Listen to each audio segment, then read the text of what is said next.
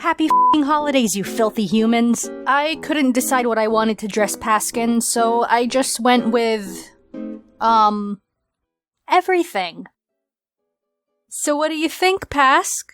Please kill me. Is it so much to ask for? I want to die. There is no suffering greater than this. Please just let me die. Today's holiday episode was actually suggested by a couple of people around this time last year when the first Christmas video was released.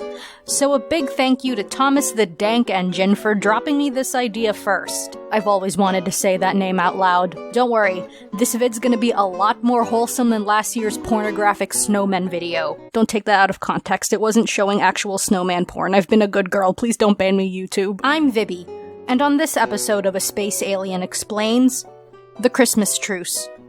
Christmas 1914 on the Western Front.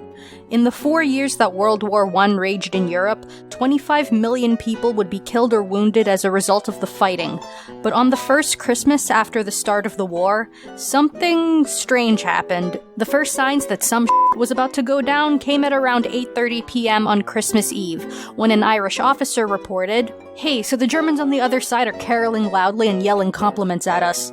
The hap is f***ing." Somewhere else along the line, there was more singing coming from the Germans, but this time the British were actually singing back. Scouts from both sides had a meeting in no man's land between the trenches, and they had agreed not to fire as long as no one was fired at first. And in other random spots all along the front, soldiers were somehow coming to the same understanding, despite the language barrier that existed between them.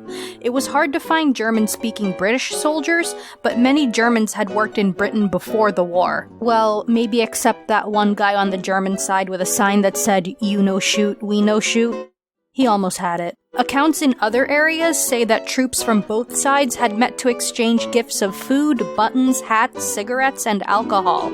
There was even a British soldier who claimed he got a haircut from a German barber. The truth was, these spontaneous truces were unofficial and illicit. Pope Benedict XV had begged the warring nations to hold a ceasefire for the celebration of Christmas earlier that month, but his pleas were basically ignored. A lot of the higher officers didn't want a truce on Christmas because they believed it would kill their troops' fighting spirit. So you mean to tell me that if everyone puts their differences aside just to be bros for a while, we'll be less inclined to fight each other? Who the would ever want to do that? In the future, they would take steps to make sure random unofficial truces like this wouldn't happen ever again. But you know what jolly old St. Nicholas said?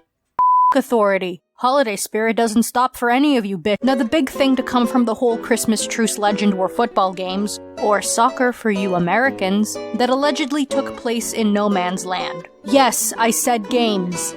It wasn't just one small isolated incident. Several groups of people who probably weren't even in direct communication with each other all just decided, let's play football.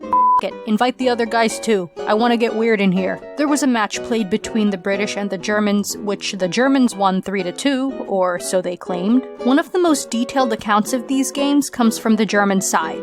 Story goes that the 133rd Royal Saxon Regiment played against Scottish troops. Lieutenant Johannes Nyman recalled in an interview, "Us Germans really roared when a gust of wind revealed that the Scots wore no drawers under their kilts, and hooted and whistled every time they caught an impudent glimpse of one posterior belonging to one of yesterday's enemies. But after an hour's play, when our commanding officer heard about it, he sent an order that we must put a stop to it.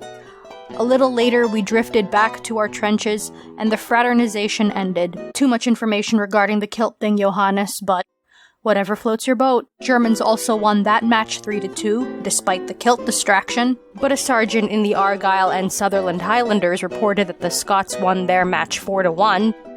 Cannot say if they were wearing kilts. The Royal Field Artillery played a game with a German team near Ypres, which ended in a draw. Soccer matches and gift exchanges were not all that went on during the truce. For some other places, the temporary peace was used as time to collect and bury the dead, or to make repairs to the trenches, which were really not in hot shape to begin with. Fighting erupted again the next day, but in some sectors, it was held off until New Year's.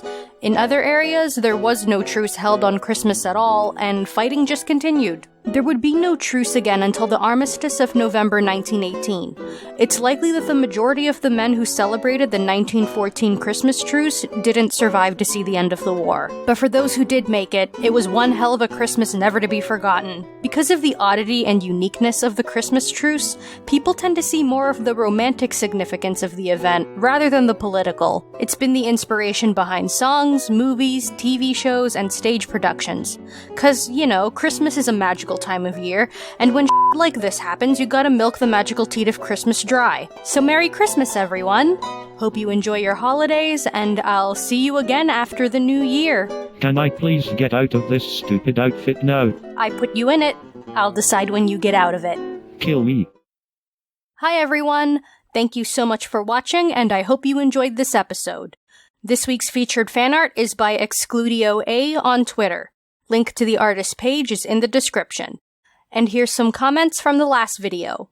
If this episode helped you get into the Christmas spirit, please be sure to drop a like and hit that subscribe button if you want to see more content like this. If you'd like to support the channel, I have art commissions and a Ko-Fi page available. Buy me a coffee and I'll make you a little sketch as a way of saying thanks. Links to all that, as well as links to my social media, are in the description.